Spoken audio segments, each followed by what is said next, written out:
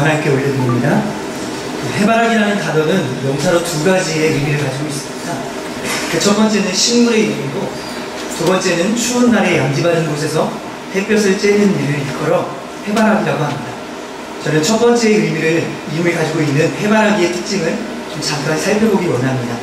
많은 사람들이 이 해바라기 꽃이 해를 향해 움직인다고 알고 있는데, 실제로는 생장기 때에만 줄기와 잎의 끝이 해를 향해 움직인다고 합니다. 생장기 때의 해바라기는 아침에는 동쪽으로, 낮에는 남쪽으로, 저녁에는 서쪽을 향해 움직인다고 합니다. 해가 지면 다시 동쪽을 향해 있다가 다음 날에 해가 뜨기를 간절히 기다리고 있다고 하는데요. 해가 뜨기를 간절히 기다리다가 해가 이동하는 방향으로 움직이고, 해가 지면 다시 떠오르기를 간절히 바라며 기다리는 해바라기처럼 저와 여러분의 삶도 주님을 간절히 기다리며 움직이고, 또한 주님이 움직이시는 방향으로 함께 움직이며 주께서 꿈꾸시는 하나님의 나라를 함께 꿈꾸며 바라보는 주바라기가 될 수 있기를 간절히 소망합니다. 우리가 함께 읽은 이 본문 말씀의 주전 574년경에 주님만을 바라봤던 한 사람이 있습니다. 그는 바로 조국을 위해서 눈물을 흘리며 기도했던 예레미야 선지자입니다. 그는 이스라엘 백성들이 불순종으로 인하여 포로받아 바벨론에 끌려가는 모습을 목도한 그런 인물입니다. 예레미야의 기록에 보면 당시 이스라엘 백성들이 얼마나 큰 고통 가운데 있었는지를 잘 설명해 주는 것이 나타나 있습니다. 우리 예레미야가 2장 20절에서 21절인데요. 눈으로 한번 읽어보실까요? 여호와여 보시옵소서, 주께서 누구에게 이같이 행하셨은지요. 여인들이 어찌 자기 열매 곧 그들이 낳은 아이들을 먹어오며 제사장들과 선지자들이 어찌 주의 성소에서 죽임을 당하오리까. 늙은이와 젊은 자 다 길가에 엎드러졌으며 내 처녀들과 내 청년들이 칼에 쓰러졌나이다. 주께서 주의 진노의 날에 죽으시되 긍휼히 여기지 아니하시고 도륙하셨나이다. 그렇습니다. 지금 예레미야가 목도하고 있는 상황은 이 조국의 많은 백성들이 바벨론의 포로로 끌려가는데 얼마나 큰 고통인지, 아이를 낳은, 자신이 낳은 아이를 잡아먹는 그러한 극심한 고통 가운데 있습니다. 제사장들이 눈앞에서 죽어나가고 있고, 청년들이 길가에서 칼에 찔려 죽어나고, 그리고 많은 사람들이 굴비가 엮듯이 낚싯줄로 엮여가지고 바벨론에 향해서 끌려가고 있는 그러한 현실을 지금 예레미야 선지자는 보고 있는 것입니다. 이와 같이 극심한 고통과 고난 속에서도 예레미야 선지자는 오직 주님만을 바라보는 주바라기였습니다. 모든 사람들은 저마다의 고통과 고난이 있다고 생각합니다. 절대적인 고통을 모두 다 느낄 수는 없지만 상대적인 고통들이 누구나 다 있습니다. 어떤 사람들은 경제적인 고통을 느끼는 사람이 있는가 하면, 어떤 사람은 가정의 불화로, 가정의 불운으로 인하여서 힘들고 어려운 그런 삶을 살아가는 사람들도 있습니다. 어떤 사람은 육체적으로 또는 정신적인 질병으로 남모를 고통 가운데 빠져있는 분들이 있고, 사업의 실패로 말미암아 마음에 큰 낙심과 낙담을 하고 계시는 그런 분들도 있을 거라고 생각되어집니다. 이런 고통스러운 현실 속에서 우리는 어떻게 해야 합니까? 바로 주님만을 바라보라고 성경에서 말씀하고 있는 것입니다. 주님만을 바라보며 기도할 때 전능하신 하나님께서 우리의 삶의 모든 문제를 해결해 주실 것이라고 약속해주고 있는 것입니다. 저는 오늘 본문 말씀을 통하여서 예레미야 선지자가 어떻게 주님만을 바라봤는지 두 가지의 원리를 묵상하기 원합니다. 첫 번째, 주바라기는 낙심 속에서도 소망을 바라볼 줄 아는 사람입니다. 우리 3장 21절에서 22절 같이 한번 읽어보도록 하겠습니다. 21절 22절입니다. 시작.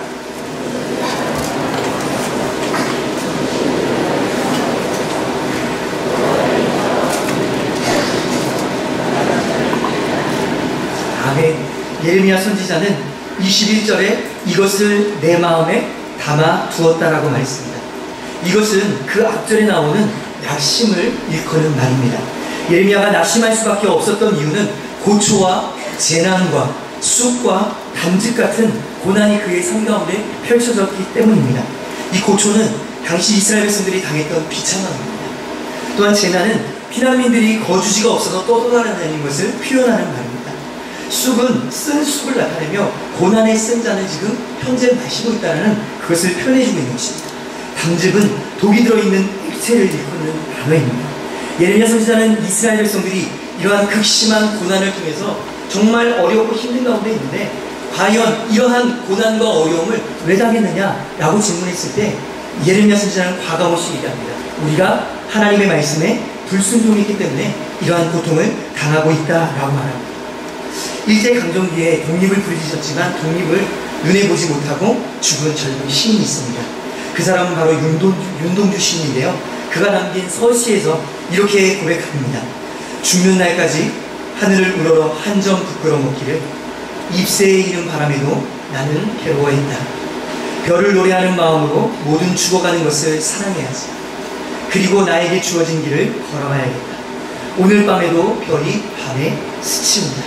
이 시를 해석하는 데 있어서 별과 바람과 이 밤을 우리가 잘 알아야 합니다. 이 별은 희망과 이상의 세계를 표현하는 것입니다. 일제 식민 치하 속에서 독립을 원하는 간절한 꿈을 의미하는 것입니다. 바람은 자아의 순결한 삶을 방해하는 장애 요소입니다. 이 독립을 바라보고 있으면서도 일제에 같이 함께 타협하고 싶은 그런 자아의 연약한 모습입니다. 밤은 일제 강점기를 그 상황을 그리고 있는 표현입니다. 이 시에서 잘 말해주고 있듯이 윤동주 시인은 나라의 독립을 그렇게도 간절히 소망하고 원했습니다. 하지만 독립을 보지 못하고 28살의 젊은 나이에 세상을 떠나고 말았습니다. 이 예레미야 선지자 또한 바벨론의 포로가 된 자신의 조국을 바라보며 슬픔의 애가를 짓고 있는 것이 바로 오늘 우리가 읽었던 이 본문 말씀입니다. 그럼에도 불구하고 예레미야 선지자는 이 고난 속에서 소망을 발견한다고 말씀하고 있습니다. 그 소망이 무엇입니까? 그것은 바로 하나님의 성품 속에 있는 인자심입니다. 우리 22절 말씀을 함께 읽겠습니다. 22절입니다. 시작.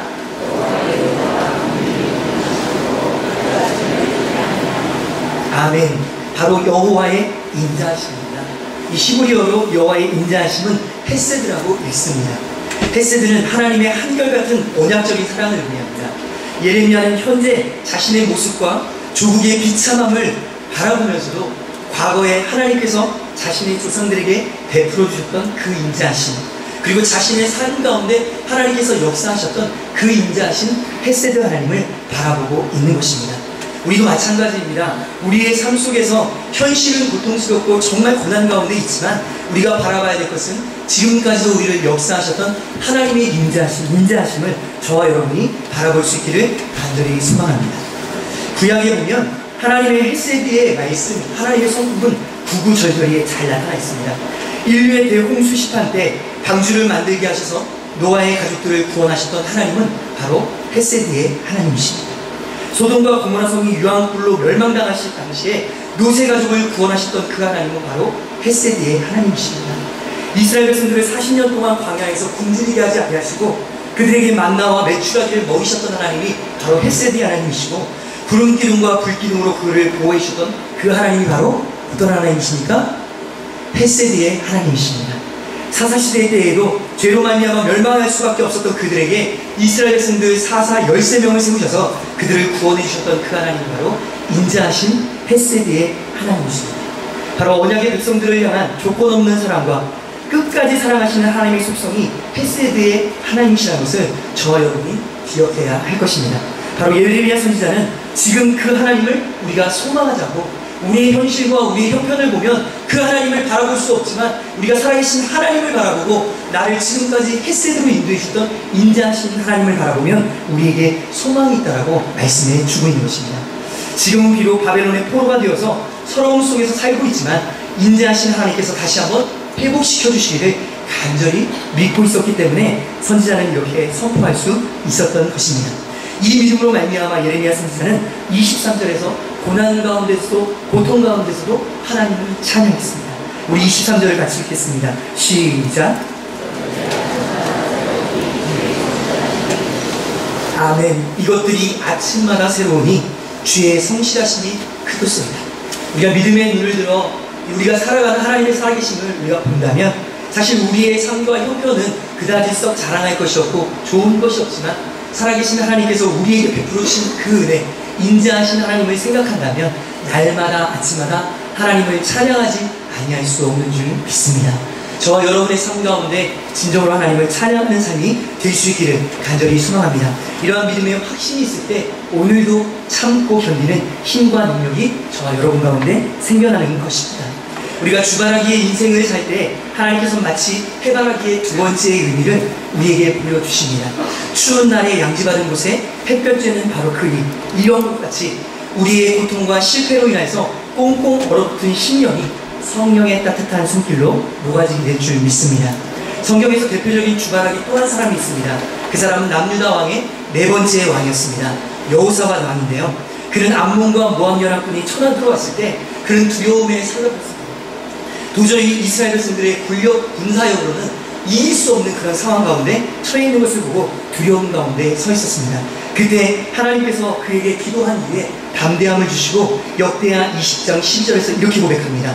우리 하나님이여 그들을 징벌하지 아니하시나이까? 우리를 치러오는 이 큰 무리를 우리가 대적할 능력이 없고 어떻게 할 줄 알지 못하고 오직 주만 바라보나이다. 오직 주만 바라보나이다. 나의 인생과 나의 힘과 어려운 상황 가운데 오직 하나님만 바라보나이다. 여호사밧의 고백이 저와 여러분의 고백이 될 수 있기를 간절히 소망합니다. 사도 바울은 우리가 고난 중에서도 즐거워하라고 역설적으로 말하고 있습니다.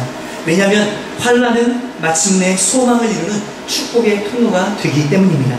로마서 5장 3절에서 4절 우리가 환난 중에도 즐거워하나니 이는 환난은 인내를, 인내는 연단은 소망을 이루는 줄 아니라 라고 말씀하셨습니다.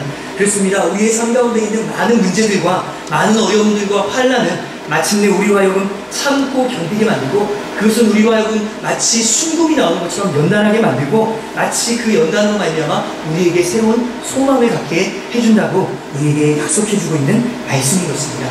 지금 우리가 겪고 있는 고난 속에서도 인자하신 하나님을 신뢰할 때 낙심이 소망이 되는 줄 믿습니다. 인자하신 하나님을 절대적으로 신뢰하는 삶이 저와 여러분의 삶이 될 수 있기를 예수님의 이름으로 축원합니다. 두 번째는 주바라기는 여호와의 구원을 잠잠히 기다릴 줄 아는 사람입니다. 우리 3장 26절 같이 한번 읽어보겠습니다. 26절입니다. 시작. 아멘. 우리는 하나님의 때를 기다릴 줄 알아야 합니다. 절대로 내 능력으로 하나님의 때를 앞당기거나 늦추지 못한다는 사실을 깨달아야 합니다. 예레미야 선지자는 자신이 예언한 70년의 시기가 차기까지 이스라엘 백성들을 향해서 너희들이 할 것은 반역을 일으키거나 전쟁을 일으키는 것이 아니라 잠잠히 하나님의 그 뜻을 기다리는 훈련을 받아야 된다고 말씀하고 있는 것입니다. 왜냐하면 70년이 지나면 바로 하나님께서 귀환시켜 주시겠다고 약속해 주셨기 때문입니다.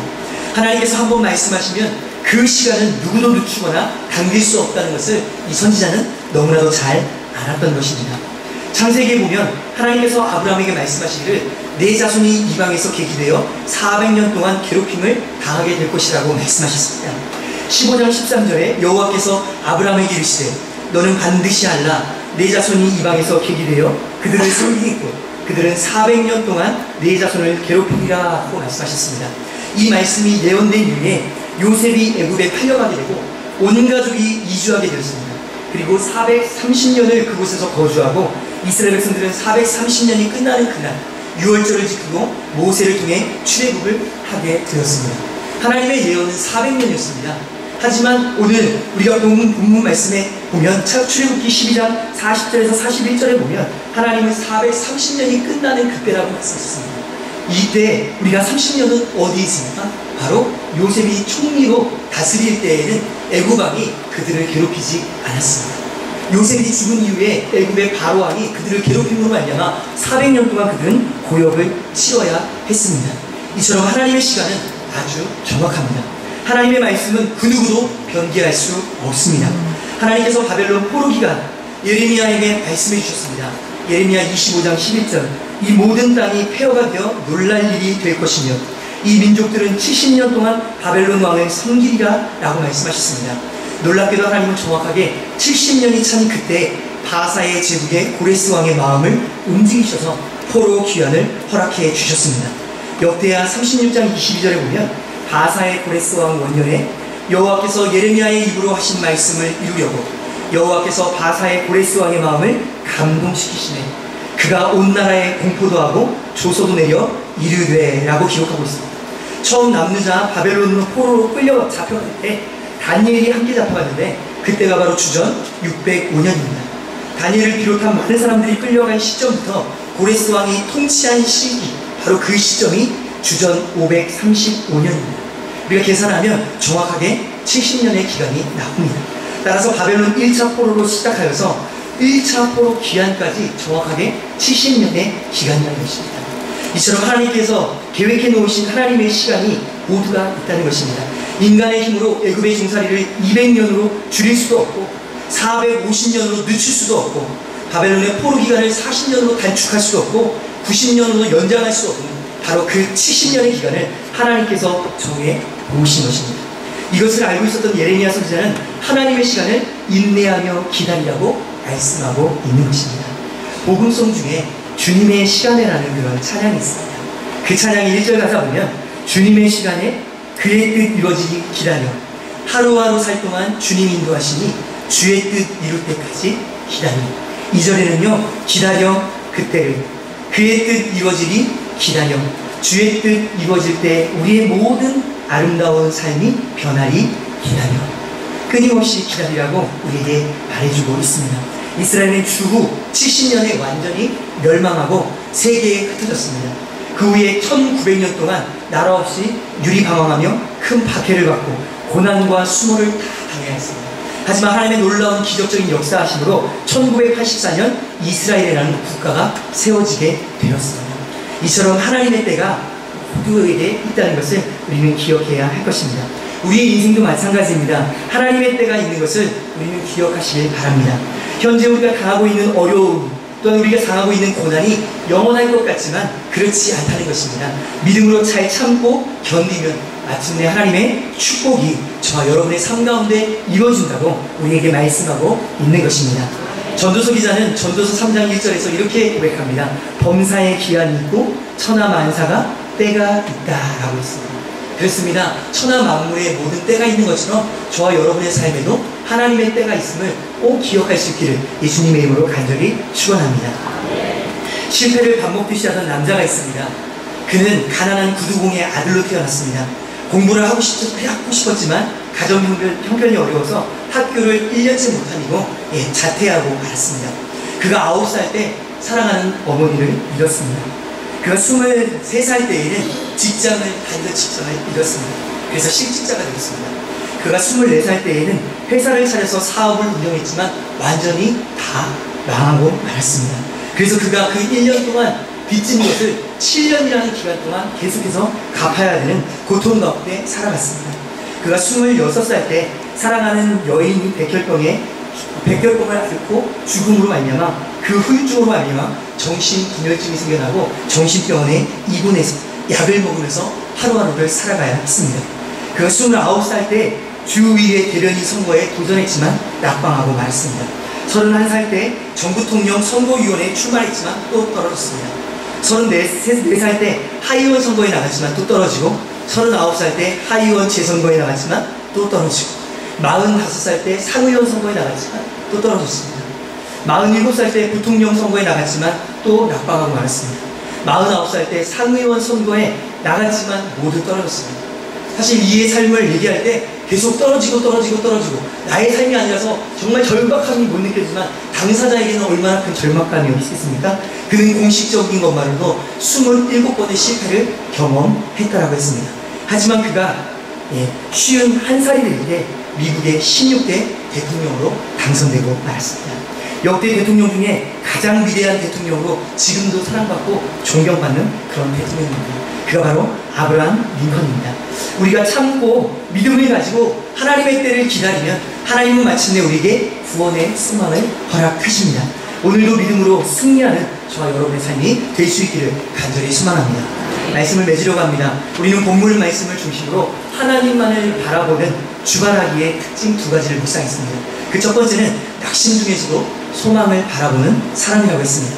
아무리 우리의 현실이 캄캄하고 한 치 앞도 보이지 않는 것 같은 고난의 속에 있을지라도 주님만을 바라보며 소망을 갖는 저와 여러분이 될 수 있기를 간절히 소망합니다. 두 번째로는 여호와의 구원을 기다릴 줄 아는 사람이라고 했습니다. 헬라어에서 시간의 개념을 말할 때 2가지의 단어를 사용합니다. 첫 번째는 크로노스입니다. 두 번째는 카이로스입니다. 크로노스를 말할 때는 자연적으로 흘러가는 객관적인 시간입니다. 그 자연적인 시간 속에서 하나님께서 각 개인의 삶에 역사하시고 주관적으로 특별한 역사를 이루시는 것을 카이로스라고 합니다. 나의 삶 가운데 역사하시는 카이로스의 시간을 기다리며 오늘도 인내함으로 주님만을 바라보는 저와 여러분의 삶이 될 수 있기를 예수님의 이름으로 축복합니다.